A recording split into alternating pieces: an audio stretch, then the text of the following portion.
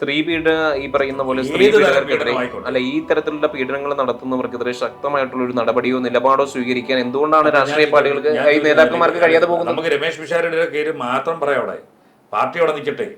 ഈ രമേശ് പിഷാരടി ഇറങ്ങിയുന്നുണ്ട് പ്രസവ് ബി വത്സം കാണിച്ചത് തത്തയിലാഴിയാണെന്നും ഇനി മേലിൽ അത് ആവർത്തിക്കരുതെന്നും കോൺഗ്രസ് പാർട്ടിക്കകത്ത് അതിന് വേണ്ടുന്ന നടപടി എടുക്കണമെന്നും ഈ രീതി സംസാരിക്കണം.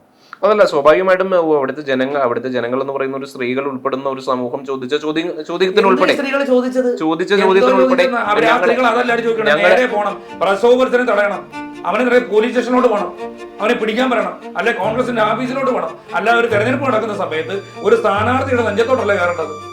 സ്വാഭാവികമായിട്ടും ഈ പറയുന്ന ആ വ്യക്തി എന്ന് പറയുന്നത് കോൺഗ്രസ് പാർട്ടിയുടെ കൗൺസിലറാണ്. അപ്പോ ഈ പറയുന്നതുമായിട്ട് ബന്ധപ്പെട്ടുകൊണ്ട് പാർട്ടി നോക്കേണ്ടതുണ്ട് സ്വാഭാവികമായിട്ടും. അല്ല, ഞാൻ ചോദിച്ചു അതിന് അങ്ങോട്ടാണ്. അതിന് പ്രസവ് വത്സനെ നാളിതുവരെ പിടിക്കാത്തതാണോ? അദ്ദേഹത്തിന് അന്വേഷണം നടക്കുന്ന പോലീസാണോ? അല്ലെങ്കിൽ അദ്ദേഹത്തിന്റെ പാർട്ടിയാണോ? കോൺഗ്രസ് ഓഫീസിലൊക്കെ വരുന്നതുകൊണ്ട് മറിച്ച് നടത്തില്ല. ഒരു സ്ഥാനാർത്ഥി അദ്ദേഹം ഇന്നാൾ വരെയും TV, സിനിമ എന്നീ പ്രോഗ്രാം മേഖലകളിൽ നിൽക്കുന്ന ഒരു വ്യക്തി അവിടെ ഇറങ്ങി സോഷ്യലുമായിട്ടുള്ള മറ്റ് പരിപാടികൾക്കൊന്നും പങ്കെടുക്കാത്തതാണ്. എല്ലാവരെയും കാണുന്നു, സംസാരിക്കുന്നു, പരിപാടികൾ അവതരിപ്പിക്കുന്നു. അങ്ങനെ ഒരു വ്യക്തി സിനിമാ മേഖലയിൽ നിന്ന് കണ്ടെത്തി ഒരു സ്ഥാനാർത്ഥി എന്നുള്ള രീതിയിൽ പാലക്കാട് കൊണ്ട് നിർത്തുന്നു. ശോഭാ സുരേന്ദ്രനെതിരെ മത്സരിക്കാൻ കൊണ്ട് നിർത്തുന്നു.